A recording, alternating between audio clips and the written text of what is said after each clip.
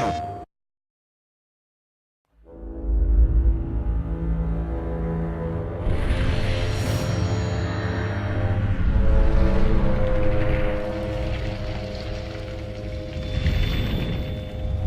at war all the time, still today. After thousands of years, we still go to war. We still are, people that like to fight, to conquer, and that's the way we live.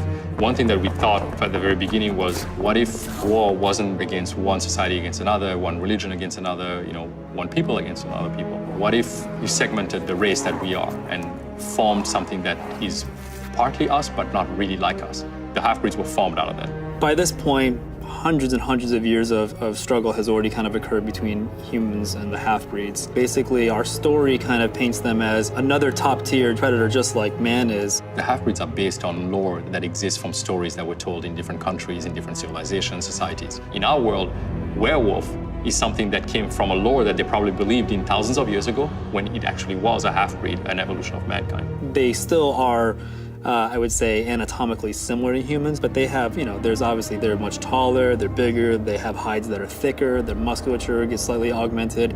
The reason why the lycans and that particular species of half-breed is a threat, it was a question of understanding what it was about the werewolf lore that is as intelligent as you are, but is as bestial as a wolf could be.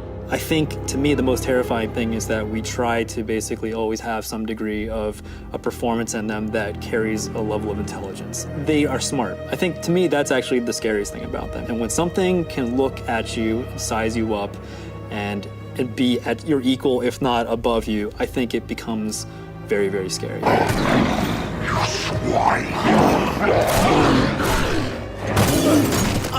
We really tried to capture the right balance of both human lupine anatomy and that level of imperfection that makes it not feel like this kind of action-y comic book creature, and much more like this is a creature that could have existed that we just haven't seen yet. The anatomy has to be right. If it doesn't look like it's built for the purpose that it needs to serve, it's going to look kind of artificial. You don't want something to look like a man in a suit. You don't want something to just have weird kind of bones jutting out of it just because that looks cool or scary. Also trying to retain a sense of the person. We didn't want this magical transformation from specific guy to generic scary creature. We wanted a sense of who that person was still kind of transferred into the lycan anatomy. We knew that one of the pillars of the game was that we not just have lycans, but we have the ability to transform a human into a lycan or vice versa. We wanted no cheats. We wanted continuous, no-cut shots of this happening.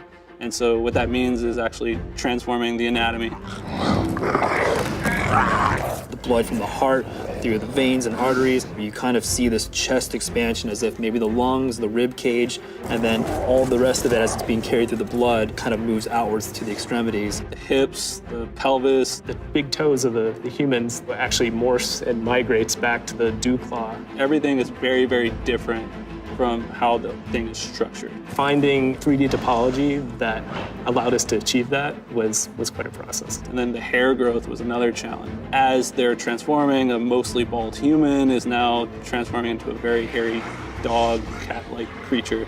On top of that, the skeletons of both characters are actually animating and transforming along with the splint shape.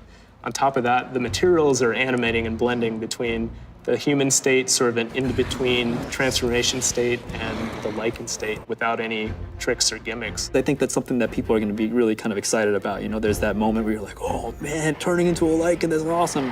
And so we wanted to make sure we play that up.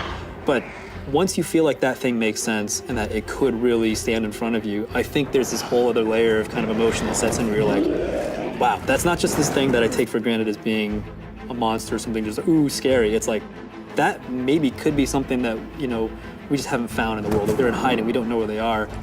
It's always a struggle because everybody was like, should we push it a little more? It's like, no, guys, let's make it believable. Let's keep it in the realm of what people are gonna say. You know what? I don't believe in them, but if I did, that's what I would have believed.